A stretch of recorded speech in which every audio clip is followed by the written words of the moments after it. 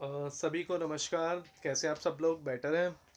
आज हम डिस्कस करेंगे एक ऐसे टॉपिक को लेकर जो टॉपिक जो है हर कॉम्पिटिटिव एग्ज़ाम के अंदर जो है यहाँ से हर बार क्वेश्चन उठ के आता है। आप कोई भी कॉम्पिटिटिव एग्ज़ाम देख लीजिए, चाहे आप एसएससी को देख लीजिए या कोई भी आप अदर कॉम्पिटिटिव एग्ज़ाम देख लीजिए। हर कॉम्पिटिटिव एग्ज़ाम के अंदर परसेंटेज एक ऐसा टॉपिक है जो अर्थमेटिक की रीढ़ की हड्डी की तरह काम करता है। तो हर कॉम्पिटिटिव एग्जाम में परसेंटेज के क्वेश्चन जो है आते हैं, और परसेंटेज जो है प्रॉफिट एंड लॉस के अंदर भी हमारे काम आता है, या डाटा इंटरप्रिटेशन, या फिर कई सारे ऐसे टॉपिक है जिनके बेस बेस जो है परसेंटेज के ऊपर डिपेंड करता है। तो आज की क्लास का हमारा टॉपिक रहेगा परसेंटेज। तो लास्ट तक बने रहिए मेरे साथ। आज हम डिस्कस करेंगे परसेंटेज के बारे में। परसेंटेज की छोटी से छोटी और बड़ी से बड़ी चीज़ मैं आपको यहाँ समझाने की कोशिश करूँगा। तो लास्ट तक बने रहिए मेरे साथ। आइए स्टार्ट करते हैं परसेंटेज। तो परसेंटेज को समझने के लिए पहले हमारे लिए जानना बहुत ज़्यादा ज़रूरी हो जाता है कि परसेंटेज के अंदर हमें दो चीज़ों का ध्यान रखना बहुत ज़्यादा ज़रूरी हो जाता है। फर्स्ट, जो पहली चीज़ होती है हमारी परसेंटेज के क्वेश्चन के अंदर, हमें ये देखना होता है कि परसेंटेज से किसी भी चीज़ को फ्रैक्शन में कन्वर्ट कैसे करते हैं, और फ्रैक्शन से परसेंटेज में कोई चीज़ कैसे कन्वर्ट करते हैं। तो सबसे पहले हम डिस्कस करते हैं कि कोई चीज़ अगर परसेंटेज में दी गई हो तो उसे फ्रैक्शन में कैसे कन्वर्ट करेंगे। उसके बाद हम देखते हैं कोई चीज़ अगर फ्रैक्शन में दी हो तो उसे परसेंटेज में कैसे कन्वर्ट करते हैं। तो देखिए, मान लीजिए फॉर एग्जांपल के लिए ये मैंने 25% यहाँ पर लिख दिया। अब इसे हमें कन्वर्ट करना है फ्रैक्शन के अंदर। तो अब इसे फ्रैक्शन के अंदर हम कन्वर्ट कैसे करेंगे, उसके ऊपर हम डिस्कस करते हैं। तो 25%, हमेशा परसेंटेज की वैल्यू आप सभी को पता होगा 100 होती है। तो 25% हमें यहाँ बोला गया है, तो 25 का यहाँ मतलब हो गया 25/100, दैट इज इक्वल टू 1/4। तो फ्रैक्शन की जो वैल्यू हमारी निकल के आई 1/4 निकल के आई। तो ऐसे कन्वर्ट करते हैं जब भी अगर हमें परसेंटेज दी गई हो, ठीक है, तो परसेंटेज को हम 100 मान के उसे नीचे डिवाइड कर देंगे। जैसे 25% लिखा हो तो 25/100, इसे हमने काटा तो 1/4 हमारे जो है फ्रैक्शन की वैल्यू आ गई। ऐसे आप 20% का निकालना हो तो 20% को 20/100, दैट इज इक्वल टू 1/5। ये फ्रैक्शन हमारा निकल कर आ गया। ठीक है, आप वीडियो को पॉज करके इसे आप लिख सकते हैं। अब हम इस अगले उसमें हम डिस्कस करेंगे कि भाई फ्रैक्शन को कैसे परसेंटेज के अंदर कन्वर्ट करते हैं। तो मान लीजिए इसी एग्जांपल से लीजिए, 25% का जो फ्रैक्शन हमारा निकल के आया था, 25% का फ्रैक्शन हमारा 1/4 निकल के आया था। अब क्वेश्चन में 1/4 हमें दिया हुआ है, अब इसे परसेंटेज में कन्वर्ट कैसे करेंगे ये देखना है। तो कोई भी फ्रैक्शन हमें दिया होता है उसको हम 100 से मल्टीप्लाई कर देते हैं, क्योंकि परसेंटेज की वैल्यू जो होती है 100 होती है। तो हम इससे डिवाइड करेंगे इसे, तो दैट इज इक्वल टू 25%। इसकी वैल्यू हमारी निकल कर आ जाएगी। तो अब हम क्वेश्चनों के ऊपर आते हैं, जो भी एग्जाम में किस टाइप के क्वेश्चन जो है एग्जाम के अंदर पूछे जाते हैं। आइए एक एक करके उन क्वेश्चनों को हम डिस्कस करते हैं आज की क्लास के अंदर। अब पहले क्वेश्चन की हम बात करें। पहला क्वेश्चन जो है हमें बोलता है कि इफ 16 सही 2/3% of a number is edited with itself, then the result become 4956, find the original number. मतलब इस क्वेश्चन के अंदर बोला गया है कि कोई नंबर है, उसमें 16 सही 2/3% को अगर हम ऐड करें उसी नंबर के अंदर, तो रिजल्ट बनकर आता है हमारा 4956 बनकर हमारा रिजल्ट आता है। तो सबसे पहले मैंने जैसा कि बताया, हमें परसेंटेज दी हुई है। तो क्वेश्चन को आप परसेंटेज के हमेशा याद रखनी है। क्वेश्चन को आपको सोल्ट आउट करना है। अगर परसेंटेज दिया हुआ है तो आप कोशिश करें कि उसकी फ्रैक्शन वैल्यू को निकालें। अगर फ्रैक्शन वैल्यू को निकालोगे तो आंसर आ जाएगा, बट वो बहुत लेंथी प्रोसेस हो जाएगा। तो 16 से 2/3% का अगर मैं फ्रैक्शन निकालूँ तो इसका फ्रैक्शन आता है 1/6। अब ये कैसे है 1/6, आप 16 को 3 से मल्टीप्लाई कीजिए, फिर देन प्लस 2 ऐड कीजिए, फिर उसे डिवाइड कीजिए। तो इसकी जो फ्रैक्शन सॉरी, इसकी जो फ्रैक्शन इसकी जो फ्रैक्शन वैल्यू निकल के आएगी वो 1/6 निकल कर आएगी। ठीक है, अब 1/6 की जो वैल्यू है हमारी, उसको लेकर हम डिस्कस करते हैं कि 1/6, जैसे पिछले क्वेश्चन में 1/4 था, और 1/6 के अंदर हमें ये चीज़ हमेशा याद रखनी है, जो नीचे वाली वैल्यू होती है वो हमेशा परसेंटेज के अंदर, फ्रैक्शन के अंदर प्रिंसिपल वैल्यू होती है। जी हाँ, नीचे वाली वैल्यू जो है प्रिंसिपल वैल्यू होती है, ऊपर वाली जो वैल्यू होती है वो रिजल्ट होता है। ये बात अगर आप अच्छे से याद रख लें तो आपके, मुझे ऐसा लगता है, कभी भी परसेंटेज के क्वेश्चन गलत नहीं होंगे। तो आइए इसी क्वेश्चन को लेकर चलते हैं। जैसे कि 16 से ही 2/3% नंबर एडिट किया हमने, ठीक है, उसकी इसी नंबर के अंदर तो रिजल्ट कितना बन के आया, 4956 आया। अब प्रिंसिपल वैल्यू कितनी है हमारी और रिजल्ट क्या है, प्रिंसिपल वैल्यू है 6। अब 6 में अब रिजल्ट क्या निकल के आया, मतलब ऐड किया, तो 6 के अंदर ऐड किया तो वैल्यू जो हमारी निकल के आई वो 7 आई, ठीक है, रिजल्ट। और रिजल्ट एक्चुअल में हमें कितना दिया हुआ है, 4956 जो है हमें रिजल्ट दिया है। अगर हम इसे 7 से डिवाइड करेंगे तो इसकी जो वैल्यू निकल कर आएगी, इसकी जो वैल्यू निकल कर आएगी इज इक्वल टू में 708, इसकी वैल्यू निकल कर आएगी। अगर आप इसे 7 से डिवाइड करेंगे तो वैल्यू जो है 708 निकल कर आएगी, एक की वैल्यू। और एक्चुअल में हमें क्या निकालना है, ओरिजिनल नंबर। ओरिजिनल नंबर क्या है हमारा, प्रिंसिपल नंबर है। तो ओरिजिनल नंबर जो था 6 हमें गिवन है, तो 6 को 708 से अगर हम मल्टीप्लाई करते हैं तो ये जो हमारी वैल्यू निकल कर आएगी ये 4248 हमारी वैल्यू ये निकल कर आएगी। जी हाँ। तो कभी भी परसेंटेज का क्वेश्चन आए तो उसमें आपको ये ध्यान रखना है कि परसेंटेज की जो सबसे पहले हमें फ्रैक्शन वैल्यू निकालनी है, फ्रैक्शन के बाद हमें नीचे वाली वैल्यू को प्रिंसिपल वैल्यू मानना, ऊपर वाली को रिजल्ट मानना है। अगर इसी क्वेश्चन के अगर इसी क्वेश्चन के अंदर मानो सब्ट्रैक्ट की बात की हुई होती, मतलब यहाँ एडिट की बात की हुई है और क्वेश्चन के अंदर अगर हमें सब्ट्रैक्ट लिखा होता, मतलब हमें कम करना है, तो उसके अंदर क्या होता, जैसे 6 से 7 किया तो 1/6 की जगह हमारा जो रिजल्ट निकल के आता वो 5 आता, 6 में से एक हम माइनस कर देते और 4956 इसकी जो वैल्यू को फिर हम जो भी हमारा आंसर आता वो हमारा इसका माइनस करने के बाद ओरिजिनल नंबर आता। तो नेक्स्ट क्वेश्चन को हम डिस्कस करते हैं, जो हमारा सेकंड क्वेश्चन होगा कि एग्जाम में किस टाइप का क्वेश्चन पूछा जाता है। आइए डिस्कस करते हैं नेक्स्ट क्वेश्चन के बारे में।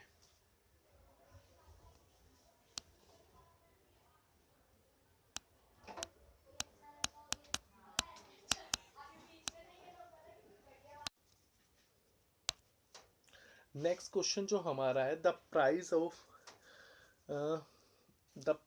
Of sugar is decrease by, इसे आप ठीक कर लीजिए, the price of sugar is decrease by 20%, then by how much percentage consumption is increased so that expenditure will remain same। अब जब भी इस टाइप का क्वेश्चन आए तो अब वो बोल रहा है कि प्राइस ऑफ शुगर अगर डिक्रीज हो जाए 20% जो है, प्राइस ऑफ शुगर के मतलब इट मीन्स एक्सपेंडिचर की बात कर रहा है। वो एक्सपेंडिचर जो है कितना कह रहा है, 20% रिड्यूस हो जाए। अगर एक्सपेंडिचर हमारा 20% रिड्यूस हो जाए, then by how much percentage consumption is increase so that expenditure will it remain same. तो अब हमें ये बताना है कि एक्सपेंडिचर कैसे सेम रहेगा। तो जब भी इस टाइप का क्वेश्चन आ जाए तो आपको टोटली लेट एज्यूम करना है, हमने एक्सपेंडिचर को हम एज्यूम करेंगे 100%। 100 हमने एज्यूम कर लिया। अब वो कह रहे हैं डिक्रीज हो जाता है कितना, 100 से कितना हो जाता है, 20% वो डिक्रीज हो जाता है। तो 100 से 20% इंक्रीज हुआ तो वैल्यू कितनी आई, 80 आई, ठीक है। अब कितना था हमारा एक्सपेंडिचर, 100 था, डिक्रीज हो गया कितना आ गया, 80 हो गया। बट ये याद रखना, आप क्वेश्चन के अंदर कह रहा है then how much percentage consumption is increase so that expenditure will same. Expenditure को हमें सेम रखना है, ठीक है। बट हमारा जो शुगर का प्राइस वो डिक्रीज हुआ 20% और वैल्यू कितने हैं 80%, और एक्सपेंडिचर तो अभी भी हमारा सेम ही है 100 ही, क्योंकि क्वेश्चन के अंदर वो कह रहा है। तो 100 से कितना हो गया, 80 हो गया। तो कितने की कमी हुई, 20 की कमी हुई 80 पे। तो इसे हम मल्टीप्लाई करके इसे डिवाइड करेंगे, मैं इधर करता हूँ, 20 डिवाइड बाई 80 इंटू में 100। तो आप इसे काटोगे तो 1/4 दैट इज इक्वल टू 25%। जी हाँ। तो 25% जो है हमारा एक्सपेंडिचर जो कंजम्पशन होगा वो हमारा इंक्रीज होगा। जी हाँ। तो नेक्स्ट क्वेश्चन की तरफ हम बढ़ते हैं। जो नेक्स्ट क्वेश्चन है हमारा वो बोलता है the price of sugar is decreased by 30%, then by how much percentage the consumption is increased so as the expenditure will decrease by 10% only। अब वही पिछले जैसा क्वेश्चन है ये। तो इस क्वेश्चन के अंदर कई बार एग्जाम में मैंने देखा है कई बार कॉम्पिटिटिव एग्जामों में सीधा इस टाइप के क्वेश्चन पूछ लेते हैं। अब क्वेश्चन को दोबारा पढ़ते हैं हम। द प्राइस ऑफ शुगर डिंक्रीज हो गया। मैंने कहा था कि हम लेट करेंगे 100। अब वो कह रहा है जो प्राइस था वो डिंक्रीज हो गया। कितना डिंक्रीज हो गया? 30%। तो 100 से 30% कम हुआ तो कितना बचा? 70 बचा। then the how much percentage consumption is increase as the expenditure will decrease। अब पिछले वाले क्वेश्चन के अंदर एक्सपेंडिचर सेम था, बट इस वाले क्वेश्चन के अंदर वो बोल रहा है कि एक्सपेंडिचर जो है 10% इंक्रीज हो रहा है। तो 100 से कितना हो गया?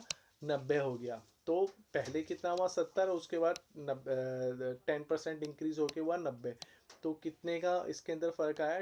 17, 19, 20 का इसके अंदर फर्क आया। और इज इक्वल टू में 70 divide by is equal to में 100। अगर आप इसे सोल्ट आउट करोगे तो ये वैल्यू निकल के आएगी 28% के आसपास कुछ वैल्यू हमारी निकल कर आएगी। 24% ये वैल्यू हमारी निकल कर आएगी। जी हाँ। तो नेक्स्ट क्वेश्चन हम देखते हैं। मैं इसे ठीक कर देता हूँ दोबारा। ठीक है, तो इस क्वेश्चन को अगर मैं दोबारा एक्सप्लेन करूँ आपको, सॉरी मिट किया था। हाँ, एक्सपेंडिचर, एक मिनट। एक्सपेंडिचर था हमारा 100% लेट किया था हमने। 100 के बाद हमने किया 30% इंक्रीज हुआ, दैट मीन 70 हुआ। उसके बाद जो है consumption and how much percent consumption increase and expenditure will decrease. Expenditure decrease हुआ 10%, तो हो गया 90। तो दोनों के अंदर कितना डिफरेंस आया? 20 का। तो 20 divide by 70 is equal to में 100, दैट इज इक्वल टू 28/4%। ये हमारी वैल्यू निकल कर आएगी इसके अंदर। ठीक है, तो नेक्स्ट क्वेश्चन के अंदर हम बढ़ते हैं। नेक्स्ट क्वेश्चन हमारा जो है, आप इसे वीडियो को पुश करके आप इस क्वेश्चन को देख लीजिएगा। नेक्स्ट क्वेश्चन जो है हमारा, if the length of rectangle is increased by 37.5% and its breadth is decreased by 20%, find the change in area। तो हमें ये बताना है कि एरिया के अंदर कितना चेंजेस आएगा। तो अब हमारा जो रेक्टेंगल का एरिया होता है, एक मिनट, रेक्टेंगल का जो हमारा एरिया होता है वो होता है लेंथ इंटू में ब्रेथ। ठीक है, अब वो कह रहा है 37.5% हमें बता रहा है कि हमारा एरिया जो है इंक्रीज हो गया। अब और उसके बाद कह रहा है वो 20% डिक्रीज हुआ है। ब्रेथ जो है हमारी 20% डिक्रीज हुई है। जी हाँ। तो अब इस क्वेश्चन के अंदर हम करेंगे 37 की जो वैल्यू हम निकालेंगे इस क्वेश्चन के अंदर। तो अगर आप इसे 37.5% के अगर आप वैल्यू निकालेंगे तो ये मेरे हिसाब से 37.5 दैट इज इक्वल टू 3/8 इसकी वैल्यू निकल कर आएगी। जी हाँ, 37.5% का आप अगर फ्रैक्शन निकालेंगे, क्वेश्चनों को आपको फ्रैक्शन से सोल्ट आउट करना है। जी हाँ, क्वेश्चनों को आप कोशिश करें कि फ्रैक्शन के बेस पे ही आप क्वेश्चन को सोल्ट आउट करें। तो 37.5% के अगर आप फ्रैक्शन निकालोगे तो 3/8 आएगा। अब क्वेश्चन की तरफ आते हैं। क्वेश्चन के अंदर क्या था? Length of rectangle is increase. तो पहले मैंने क्या कहा था? नीचे वाली वैल्यू प्रिंसिपल वैल्यू होती है। इंक्रीज कितनी हो रही है? 3 हो रही है। तो 3 + 8 दैट इज इक्वल टू 11। तो वो कह रहा है the rectangle the length of rectangle is increase 37.5%, it's breath increase. तो लेंथ जो है पहले हमारी कितनी इंक्रीज हुई? 11 इंक्रीज हो गई हमारी। 11 इंक्रीज हुई और पहले कितनी थी? 8 थी। अब इसे मल्टीप्लाई करेंगे एरिया के लिए। अब ब्रेथ वो कह रहा है डिक्रीज होगी, तो 20% का हम निकालेंगे तो ये आ गया हमारा 1/5%। तो अब वो कह रहे हैं डिक्रीज हो गई। तो पहले कितनी थी? 5। अब 5 में से इसका फ्रैक्शन आया था 1/5। अब डिक्रीज हो गई, कहने का मतलब कम हो गई। तो 5 में से एक गया 4, तो वैल्यू आ गई इतनी। तो इसे हम डिवाइड करेंगे, दैट इज इक्वल टू 55 40। ठीक है, तो अब जो है हमारा लेंथ हो गई हमारी, एक मिनट, 11 इंटू में 5, इसे आप ना 1 मिनट, अच्छा हाँ ये ऊपर आना था, आप ये 8 ऊपर आएगा और ये 11 नीचे आएगा। मैं यहाँ कर देता हूँ लेंथ इंटू में ब्रेथ, क्योंकि वो कह रहा है ना कि 8 से मतलब इंक्रीज हुआ है, पहले वाले क्वेश्चन के अंदर इंक्रीज हुआ है, तो पहले कितनी थी 8 थी, 8 से कितनी हो गई 11 हो गई, और दूसरे क्वेश्चन के अंदर कह रहा है वो डिक्रीज हो गई, 5 से कितनी हो गई 4 हो गई, तो हम इसे मल्टीप्लाई करेंगे, that is equal to 40 and that is 44। तो कितने का हुआ 4 हमारा जो है इंक्रीजमेंट हुई है। 4 कितने पे इंक्रीज हुआ है 44 पर, तो इसे हम मल्टीप्लाई करेंगे, दैट इज इक्वल टू जो हमारी वैल्यू निकल कर आएगी, इसे अगर हम डिवाइड करते हैं 40 पे हमारी इंक्रीज हुई है, दैट इज इक्वल टू